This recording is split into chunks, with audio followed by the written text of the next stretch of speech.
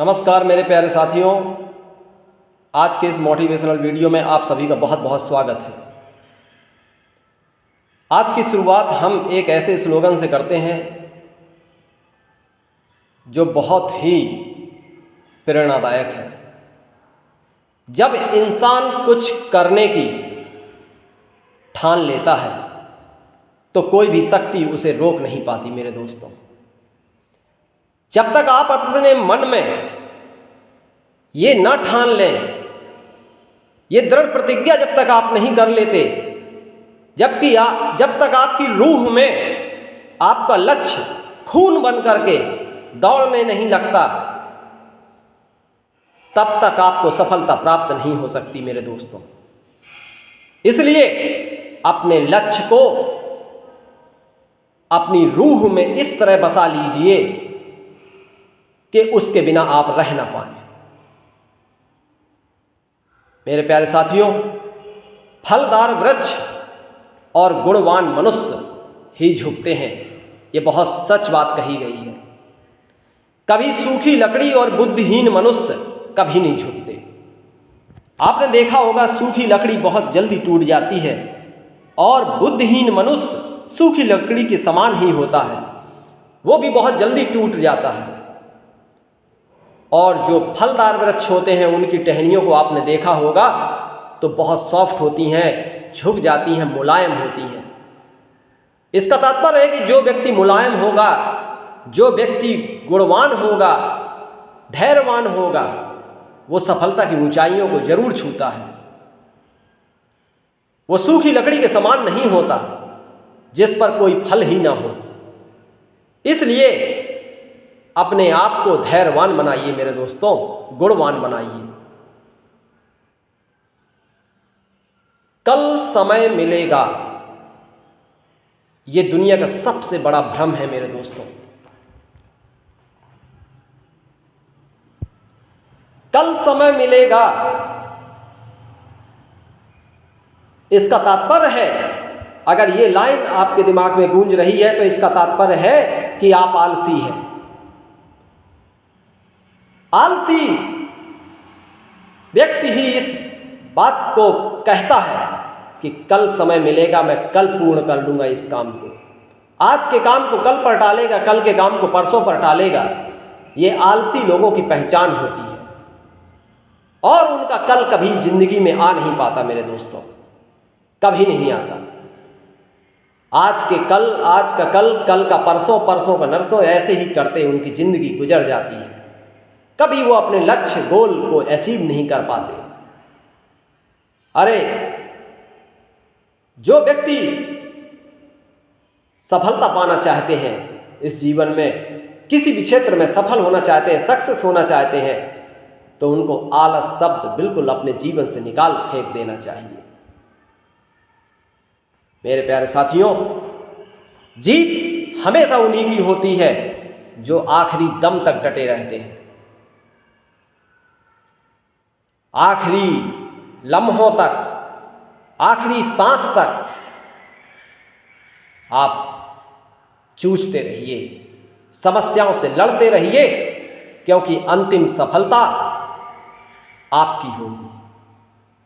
जो व्यक्ति आखिरी दम तक अपने लक्ष्य को पाने की कोशिश करता है, लक्ष्य भी उसके सामने घुटने टेक देता है। आपका लक्ष्य, जो निडर और साहसी पुरुष होते हैं, उनका माल्यार्पण करने के लिए स्वयं उनके दरवाजे तक आता है। मेरे प्यारे साथियों, उबलते हुए पानी में परछाई नहीं दिखती।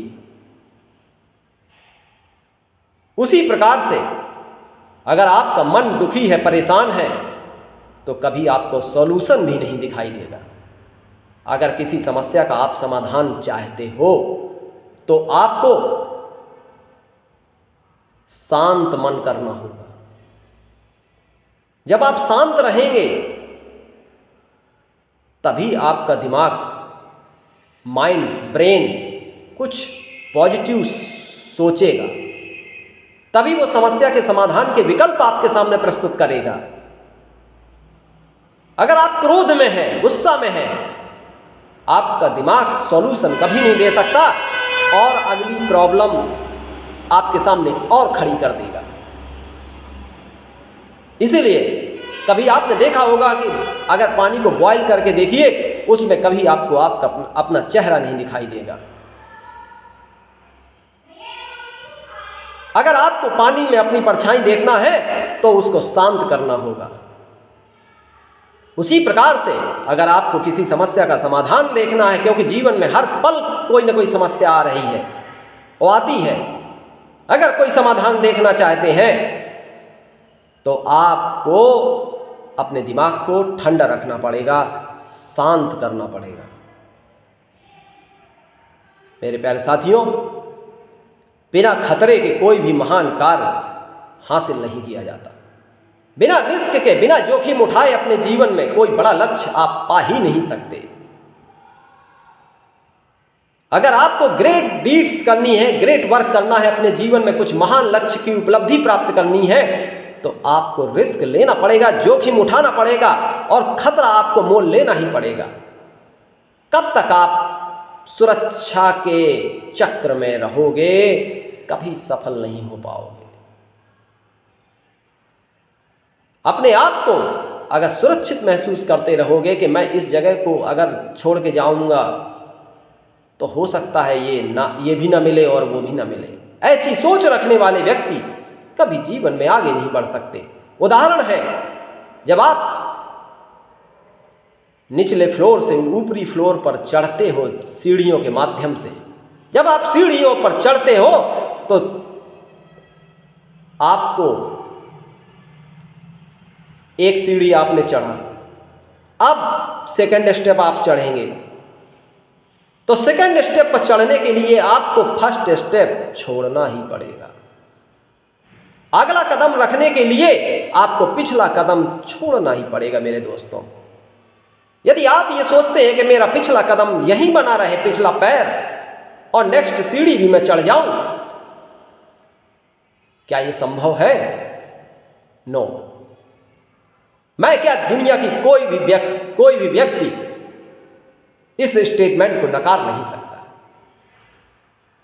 मेरे प्यारे दोस्तों, अगला कदम आप आगे बढ़ाइए और पिछली सीढ़ी को छोड़ते चले जाइए, तब आप ऊपरी शिखर पर पहुंच पाएंगे, अन्यथा नहीं।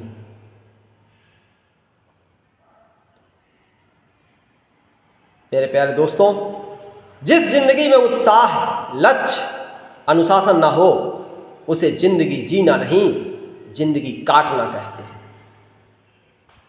ऐसे व्यक्ति भी आपको संसार में मिल जाएंगे जिनके जीवन का कोई लक्ष्य ही नहीं है, बस वो जिए चले जा रहे हैं। उनका देखिए जीवन कितना नीरस है, कितना उदासी से भरा हुआ है। जिनके जीवन में कोई अनुशासन नहीं है, कोई टाइम टेबल नहीं है, कब सोना है, कब उठना है, कब जागना है, जब मर्जी जब चले जा रही है। ऐसे लोगों का जीना नहीं, जीवन वो जीते नहीं है, जीवन को काट रहे हैं। उत्साह पैदा करिए अपने जीवन में, लक्ष्य बनाइए। एक लक्ष्य आपका पूरा हो जाए, सेकंड लक्ष्य की तैयारी कर दीजिए, सेकंड पूरा हो जाए, थर्ड की तैयारी कर दीजिए, थर्ड पूरा हो जाए, फोर्थ की तैयारी कर दीजिए। जीवन पर्यंत आपको लक्ष्य बनाने पड़ेंगे मेरे दोस्तों। एक लक्ष्य पूर्ण होने से आपकी जिंदगी पूर्ण नहीं हो जाती। हर पल आपको अपने जीवन में गोल बनाने पड़ेंगे। मेरे प्यारे साथियों, सौभाग्य हमेशा परिश्रमी लोगों का साथ देता है, ये बात बिल्कुल सत्य है। Fortune favours the brave man. भाग्य हमेशा बहादुर व्यक्ति का साथ देता है। जिस व्यक्ति के अंदर आत्मबल होता है, बहादुरी से काम करता है, वो व्यक्ति आगे बढ़ता ही चला जाता है और भाग्य भी उसका साथ देता है। और जो कमजोर और आलसी व्यक्ति होते हैं, जो भाग्य के भरोसे बैठे रहते हैं कि कब मेरा भाग्य बदलेगा, कब मेरा भी अवसर आएगा, कब मेरा भी चांस आएगा, ऐसे लोग कभी जिंदगी में आगे नहीं बढ़ पाते, क्योंकि वो भाग्य के भरोसे रहते हैं। और भाग्य की जननी अगर देखा जाए तो मेरे प्यारे दोस्तों, परिश्रम ही है। बहुत परिश्रम ही भाग्य की मां है। अगर इस बात को मैं कह रहा हूं, यह कोई अतिशयोक्ति नहीं है, यह सर्वदा सत्य है। हर देश काल परिस्थिति में यह बात सत्य होने वाली है मेरे दोस्तों। अपने सौभाग्य और भाग्य की बातें करना छोड़ दो, क्योंकि यदि तुम वीर पुरुष हो और आगे बढ़ना चाहते हो तो भाग्य की बातें अपने दिमाग से निकाल दो और परिश्रम का हाथ पकड़ लो। फिर देखो आपकी तकदीर और किस्मत कैसे बदलती है। चुटकियों में खेल होगा, जो चाहोगे वो मिलेगा इस संसार में आपको।